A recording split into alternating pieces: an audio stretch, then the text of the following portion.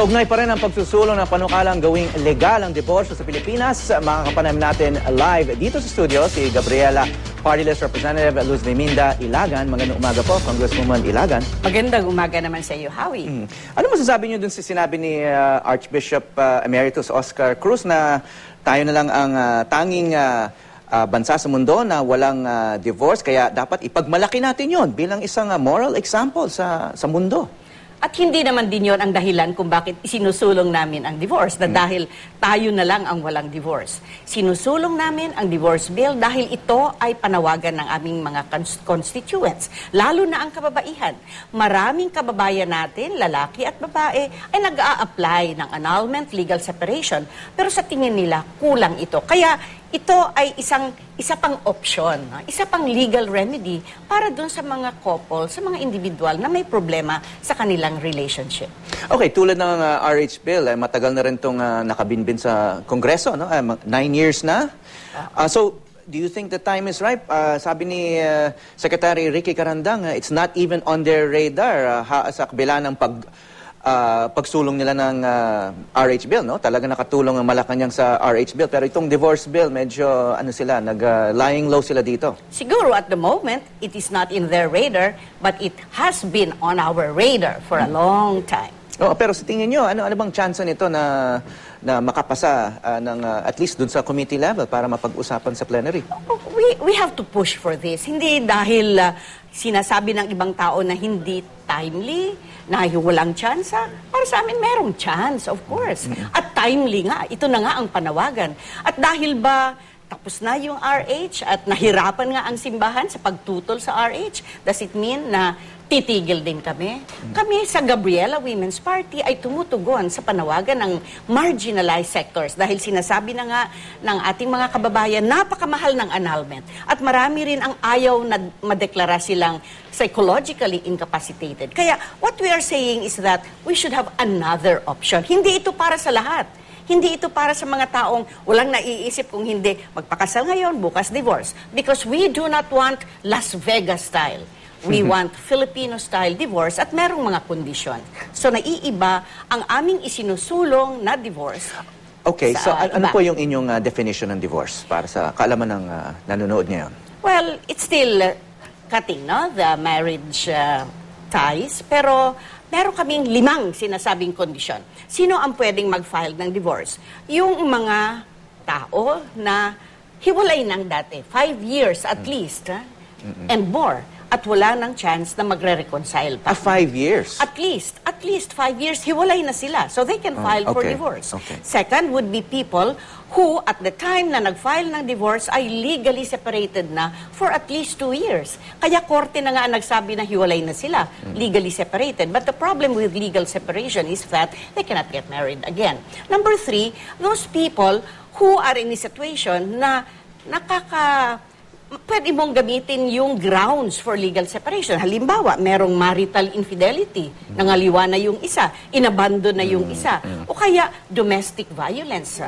Araw-araw na yung binubugbog at gusto na yang makawala dyan sa very tragic na sitwasyon, bakit hindi pwedeng mag-file ng divorce? At ang isa, kung merong psychological incapacity, and last, if they have irreconcilable differences. One of those would be the basis for filing divorce. Okay, kasi meron na tayong annulment, no? Ako, may mga kilala ko, nagpa-annul ng kanilang marriage. So why is this going to be an improvement over that? Sinabi na nga ng ating mga kababayan na ang annulment ay napakamahal. In order to be declared psychologically incapacitated, you have to hire an expert, a third party, who will declare one or both psychologically incapacitated, and that will cost at least 300,000 pesos. Saan mo naman kukunin niyang perang na yan para dun sa mga mahihirap o kaya yung middle class na gustong-gusto na magkaroon So mas ng mura po solusyon? mas mura po ang magpa-divorce. Mas under mura, this pero bill. hindi namin sinasabing magiging murang-mura siya. Kasi undergo ka pa rin ang proseso. At hindi rin ito magiging madali dahil the courts will make sure na merong procedure for reconciliation. Hindi ito katulad ng Las Vegas divorce nga na ngayon nagpakasal, bukas gusto mag-divorce. Ayaw namin ng collusion. Dapat talaga pag-usapan, may effort na i-reconcile. Pag nakita na hindi na talaga pwede, irreconcilable, o kaya hiwalay na sila for a long time, why not grant divorce? So kung in the absence of a divorce law, kung gawin lang mas cost-effective yung annulment, kasi sinasabi nyo, the main deficiency ng annulment ay magastos masyado. Kung gawin na lang mas mura or mas cost-effective siya, wouldn't that meet the need of couples who want to separate? No. Because there are some people who do not want to be declared psychologically incapacitated. And there are still some people who do not want to erase their marriage. Kasi sa annulment, parang hindi nangyari yung kasal. Eh, may mga individual pa rin na nire-recognize nila. Sa umpisa, maganda yung relasyon nila. But somewhere along the way, something happened, na-realize nila, hindi sila pwedeng magsama pa rin. Kaya, bakit hindi rin natin irespeto yung karapatang yan? What we are saying is that itong divorce bill na sinusulong ng Gabriela Women's Party is just providing another remedy, another legal remedy for people who want to find peace of mind, for people who want to move on, or people who want to escape from a very unpleasant or unhappy relationship, such as a woman who is a victim of domestic violence. So far, ma'am, kasi matagal na nga nasa Kongreso ito, ano ba yung main obstacle dito sa divorce bill sa nakikita nyo?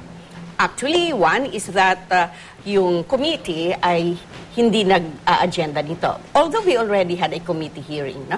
Ganon din yung sa RH noon. Hindi tinitake up sa committee. Hindi umaabot sa Committee on Appropriations. Hindi umaabot sa plenary. So nandiyan kami sa stage na minsan lang kami nagkaroon ng committee hearing. Pero mahalaga na pag-usapan. No? If ever there are people who are against it, they can voice their opposition. Pag-usapan natin. At mukhang pinag-uusapan na. Sabi nga, pati maging si House Speaker Belmonte, sinabi na niya na parang mukhang panahon na para dito. Panahon na nga.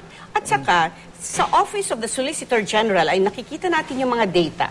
In 2010, 8,283 cases were filed for legal separation and annulment. Napakarami talaga ang gusto ng magkaroon ng isa pang remedyo doon sa kanilang kasal. Ito sinasabi naman ng simbahan, it's going to fuel yung moral decline ng ating lipunan.